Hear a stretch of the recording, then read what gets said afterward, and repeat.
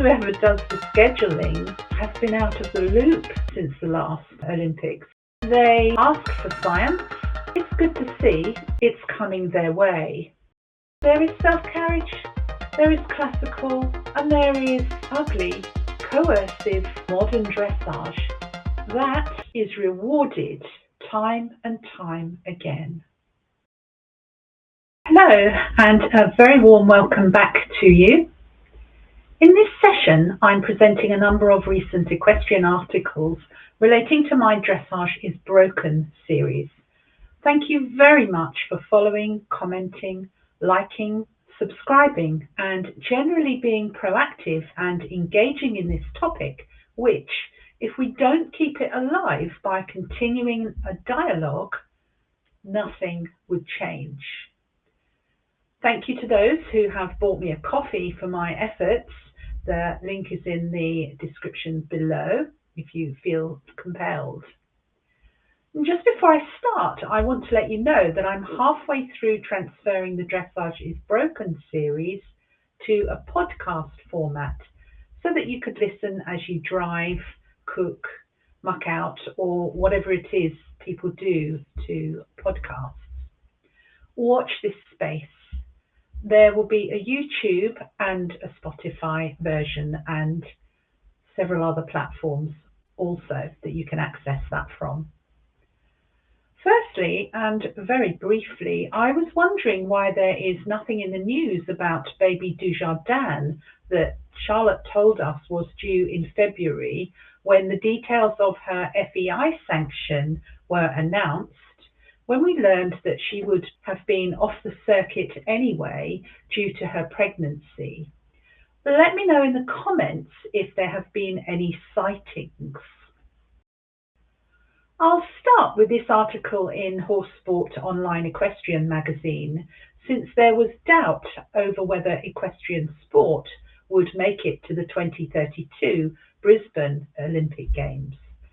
It would appear that there still is, although I think it's fortunate that if equestrian sport is included there, the Australians would fully expect the highest welfare standards to be upheld, as they are particularly mindful that horses are sentient beings. So that will be interesting. And the heading, 2032 Brisbane Olympics Equestrian News.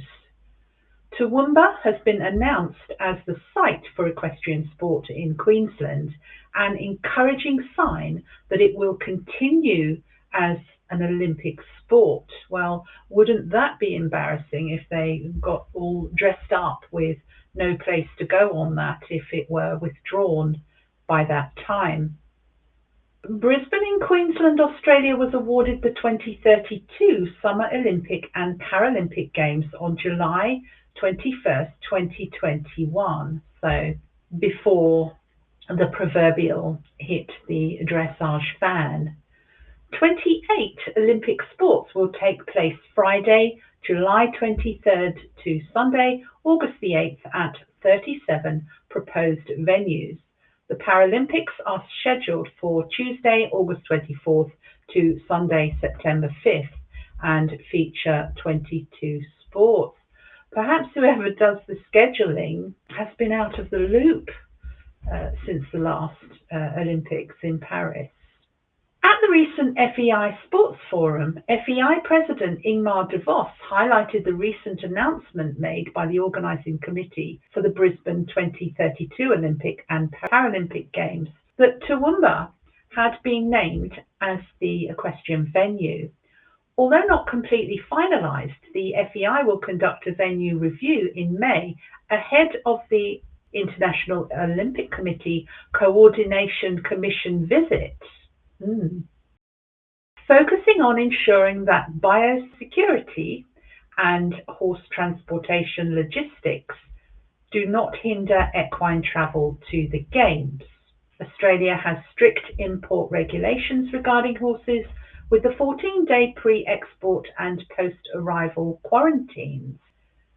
Despite this, development plans in the city's Toowoomba Royal Showgrounds are already in motion. Toowoomba is the second most populous inland city in Australia after the nation's capital, Canberra, and is about 125 kilometres west of Brisbane. This exciting coup for the region was the result of a 3-year campaign by locals, federal MPs, Mayor Garth Hamilton and Deputy Mayor Rebecca Von Hoff to present the Toowoomba Royal Showgrounds as a suitable Olympic venue. The proposed 54 million Australian dollars Equestrian Centre of Excellence project upgrade will put all the necessary infrastructure in place at Toowoomba Royal Showgrounds, which currently hosts 30+ equestrian events a year. An economic impact estimated at $12 million is projected for the region during the Games, not including the legacy the permanent construction would leave for future international equestrian events. So, yes, what it means for the local people is that they would get a tremendous boost from the Games being held in their region. So it would be a great disappointment if the Equestrian Games, could not go ahead. But I do sense a little window dressing here, as if, oh, well, we've moved on. Nobody's told us we can't have the Games here, the Equestrian Games, so let's just continue as if we were. What's the saying? Fake it till you make it. A TRS Facebook post remarked about the news, "This monumental achievement is a testament to our vision, dedication, and the tireless efforts of our team. Hosting the world's top equestrian athletes on our grounds is not just an honour, it's a once-in-a-lifetime opportunity to showcase Toowoomba on the global stage." Indeed it is. The 2032 Olympics and Paralympics will bring far-reaching benefits to our region, from increased visibility and tourism to economic growth and community development. The infrastructure and enhancements coming to our grounds will leave a lasting legacy, ensuring future generations benefit from this incredible milestone. A video of the existing venue can be viewed here. So if you go on the horse sport site and pick up this article, you can watch the video. But as I said, I'm much more comfortable with the Equestrian Games being held in Australia, because I'm feeling like any funny business there and trying to disguise horse abuse with a feel-good sporting factor is less likely to be tolerated by our Australian friends. Equestrian Queensland, the state association of the controlling body Equestrian Australia, has partnered with the Royal Agricultural Society of Queensland to improve the current equestrian facilities at the showgrounds. This work also includes a master plan, see below, and business case to develop a world-class equestrian centre of excellence. RASQ Chief Executive Damon Phillips told the Toowoomba Chronicle, "Our plan is to be up and running and Olympic ready by 2028. I sense that the Australians will be monitoring changes in the dressage rules to enhance horse welfare standards by the time the Games comes around in 2032. And of course it will be winter in Australia, because my first thought was it just may be too hot for the horses, but that's their winter time, so I'm sure all will be well.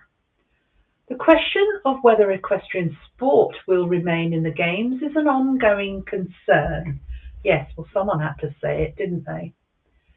The International Olympic Committee confirmed at their executive board meeting in October 2023 that dressage, show jumping and eventing would be included in the Los Angeles 2028 sports program.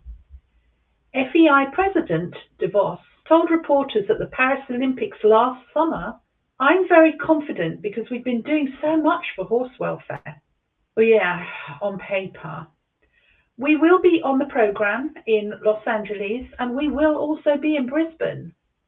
The naming of a venue for equestrian events for the 2032 Olympics would seem to confirm expectations that horse sports will indeed take place. Well, I would have thought that the IOC would have just let him know out of courtesy that the Equestrian Games would definitely be going ahead.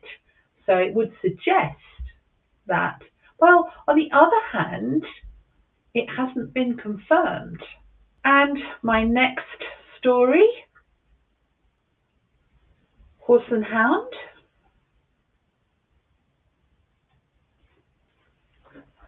From last month, double bridle welfare concerns raised in top dressage horses.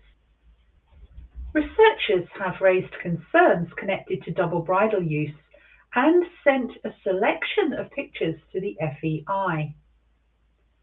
So if you recall from one of my earlier videos about just monitoring the progress of the FEI and their pledge to boost horse welfare standards for their members, they asked for science, and it's good to see that it's coming their way. Researchers have raised considerable welfare concerns related to double bridles, with evidence, they say, suggests winning performances in dressage subject horses to significant pain. The group, professors and other experts from universities in Australia, New Zealand and Finland, and photographer Crispin Perelius Johansson, has submitted photographs of horses at 2 World Cup dressage events in Europe this year. I'm not sure if it's the same group, but the FEI were sent a whole catalogue of pictures numbering in the thousands, depicting horses with blue tongue. It seems that they needed more, so these have been provided this year. The riders include Lottie Fry, Isabel Worth, Ingrid Klimke and Patrick Kittle. In a letter, the researchers say they are preparing a report, but in the interest of transparency and ensuring evidence of potential horse abuse is provided expeditiously, we have made it available as photographs with metadata to confirm that they are temporarily linked and not simply moments in time. Because certain organisations dismiss still photos because, from my understanding, the event has occurred in a split second and so has no meaning. Christina Wilkins of the University of New England, who sent the document to the FEI, told Horse and Hound her PhD is on one welfare outcomes from human-horse interactions. We are very concerned about the details these photos reveal, she said. We wanted to make sure the FEI had this evidence, as the detail in the photos may not always be visible to the naked eye. It's not visible to the judges either, it would seem, because these horses are not being eliminated while they're competing. And it's not something that would be picked up at the tack inspection because it's believed to be the pressure that creates ischemia or stops the blood flow, which results in the blue colour of the tongue. Mrs. Wilkins said she first saw some of Crispin's pictures last spring and was shocked by the degree of compression of the tongues shown. The conversation started with blue tongues and has moved on to open mouths, but what concerns us most is the compression of the tongue and the duration of that, she said. We are welfare scientists. Our work is about making improvements, and when we see signs of harm or are suspicious there could be harm to animals, we want to report it to the authorities. Tongue pressure? The pictures appear to show discoloured tongues, and in many, horses' mouths are open. These images reveal considerable welfare concerns related to the use of double bridles in dressage events, that we understand would have been approved for use by the stewards, the letter states. The images clearly demonstrate the competitor's bits causing prolonged deformation of the tongue as well as marked compression of the tongue. The periosteum of the bars, that's the outer surface of the bone beneath the gums, and distortion of the lips. Such compression, as documented by Mellor 2020, is extremely painful. In many of the images, the compression is so severe that it appears to substantially reduce or halt blood flow, potentially resulting in ischemic pain, which is lack of blood, an intensely noxious condition. The horses pictured scored highly in their tests, which it can't help but lead you to believe that it's almost not possible for horses to perform, for many horses to perform at that level, and it's potentially the ones with the most extravagant gaits that are perhaps more challenging to contain, restrain. I almost said that it would seem that these horses are unrideable. The images we have reviewed alongside video footage via the FEI's subscription channel suggest that winning performances in dressage subject horses to significant pain.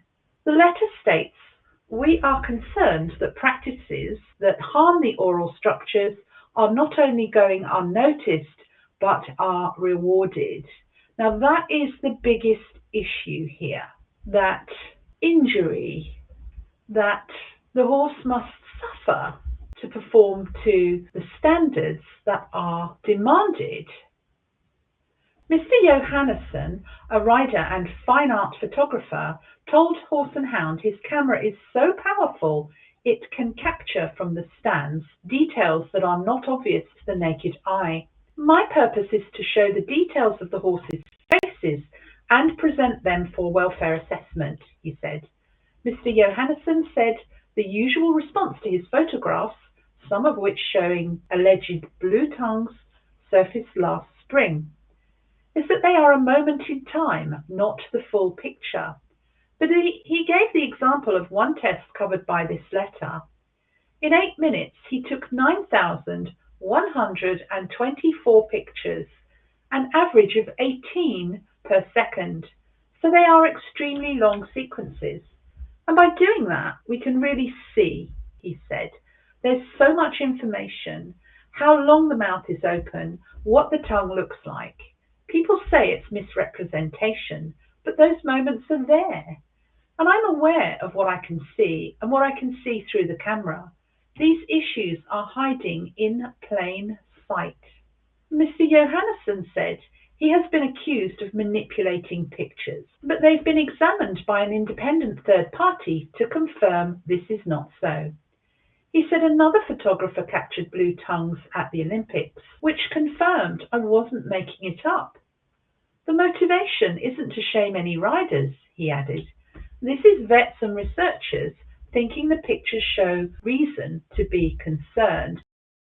I will say that for the riders, they can't see the horse's mouth, so it's likely that they are unaware that their horses are displaying these signs, although they would be fully aware of how much pressure they are putting on the horse's mouth and tongue and bars of the mouth.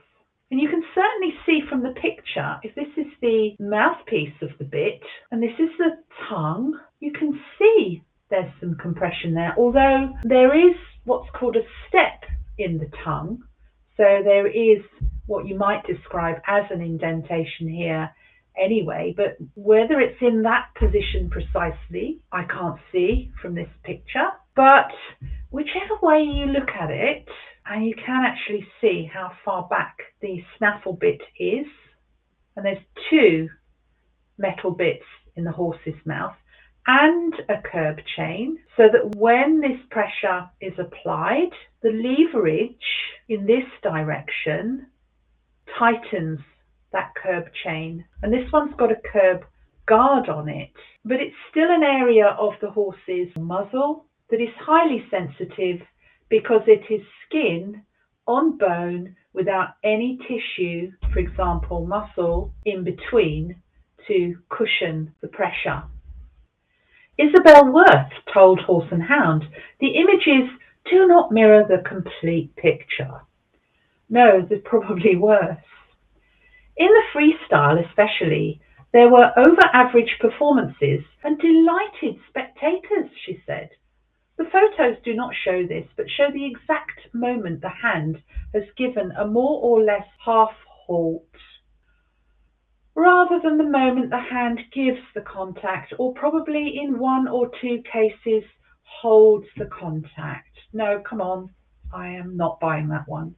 A half halt should not involve pressure as harsh as this.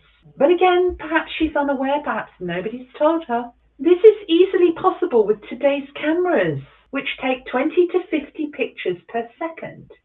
This is used by the photographer to make it seem a constant state of affairs. Well, a half halt, unless you have a big, powerful, unrideable horse, or that the rider finds unrideable, a half halt is a signal to a horse.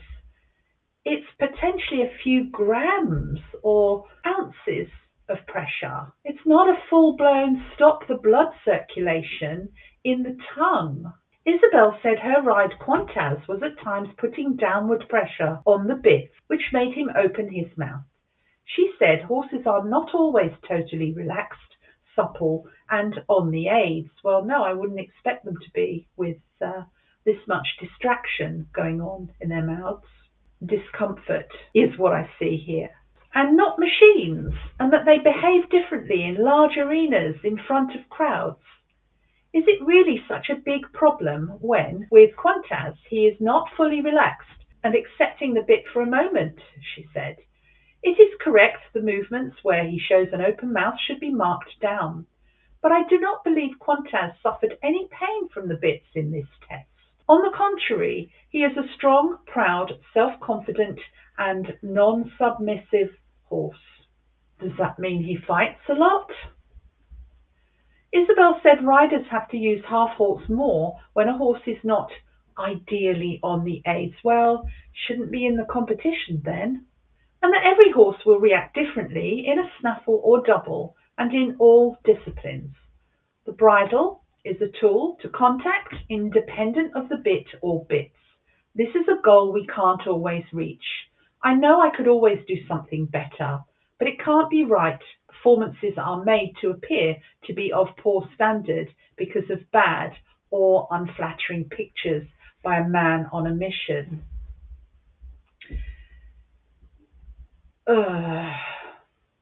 This perspective makes me mindful of the scientific article which I reviewed on video last month about the dark triad, personality disorder seen in athletes and in the general population, that's found that the personality disorder of psychopathic traits, which can be useful for athletes because it can give them the drive, the quest for perfection. But my concern is that in athletes who have animals to compete, it's harmful.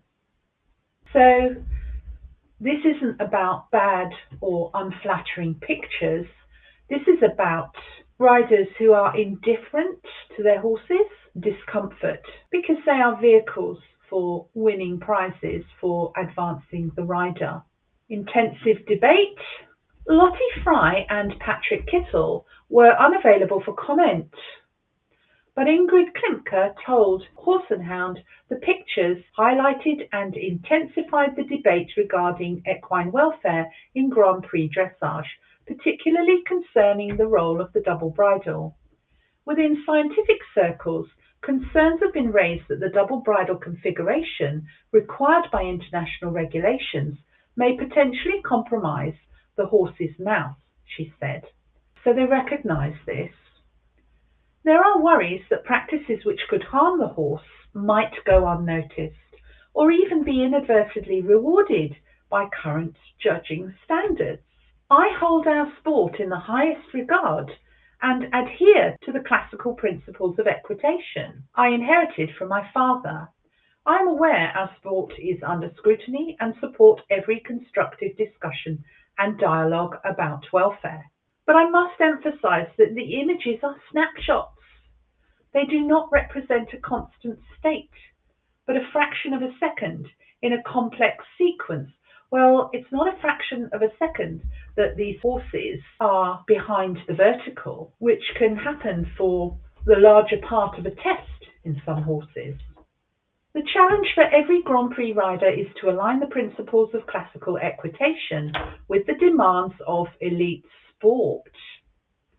A balance that can't be perfectly maintained at every moment. So there she is, admitting that sport horses will inevitably suffer discomfort in training and in competition. It's just not right. Naturally, my goal is to present my horses in perfect self-carriage, according to classical principles. Well, yeah, there is self-carriage, there is classical, and there is ugly, coercive, modern dressage that is rewarded time and time again. With the pole as the highest point and the nose slightly in front of the vertical, something I don't always achieve. Well, why not? After decades riding horses, training horses, producing horses, with access to the best tack, the best practitioners, the best of everything, why can't you always achieve this? And why are horses that can't apparently achieve this being presented for competition at the highest levels? There is a problem here, and I think those chickens are on their way home to roost. Ingrid said the debate on double bridles being mandatory in top dressage needs objective consideration. Yes, it does. Is the requirement purely a matter of sporting convention, or does it substantively affect equine welfare? She said. Well, she ought to know. Should scientific evidence conclusively indicate that the action of doubles compared to alternatives, such as the snaffle, adversely affect equine welfare? An open debate should be held about mandatory double bridles. Well, these riders know how to ride in a snaffle and the difference between riding in a double bridle. So they know the difference. They know what happens to their horses: movement, gait expression, controllability, accuracy, when the horse is ridden in a different bridle and bit. I invite interested parties to form their own informed opinions through open dialogue and transparent training methods that show horse welfare always comes first. Well, a lot of training is done behind closed doors, out of view of the public, and often out of view of their own staff. I fully support objective, fair discourse on scientific findings that can enhance our sport and ensure its long-term sustainability. Yeah, these top riders are banking on long-term sustainability so that they can maintain their standing as a profession. The FEI confirmed it had received the letter and images. As always, the FEI will review and examine the material to assess whether any rule violations occurred, a spokesperson told Horse and Hound. It would not be appropriate for the FEI to comment publicly while this review is ongoing. Well, I wonder how long it takes them. The FEI is actively working to address welfare through the Equine Welfare Action Plan and has established a working group to develop a strategic action plan for dressage.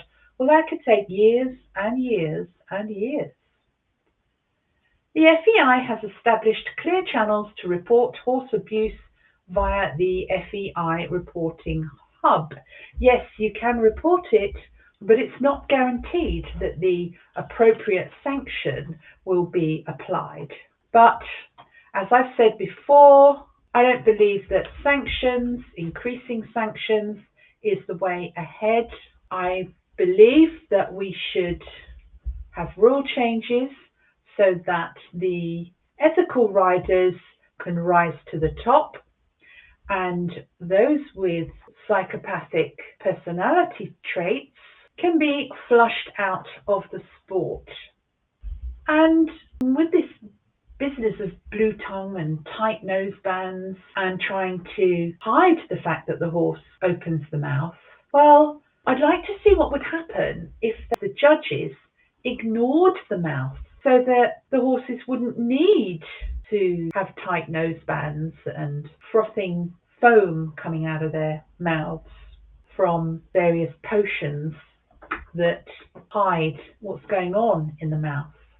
But the dialogue is ongoing, and as I said in the beginning, let's keep talking, because once this topic is off the radar, it's forgotten. So that's all for now. Thank you for viewing. If you have any comments, please leave them in the comments section and we'll debate this further. And I'll be back shortly with more updates and more footage of the world-class riders competing in London with comment, critique and education.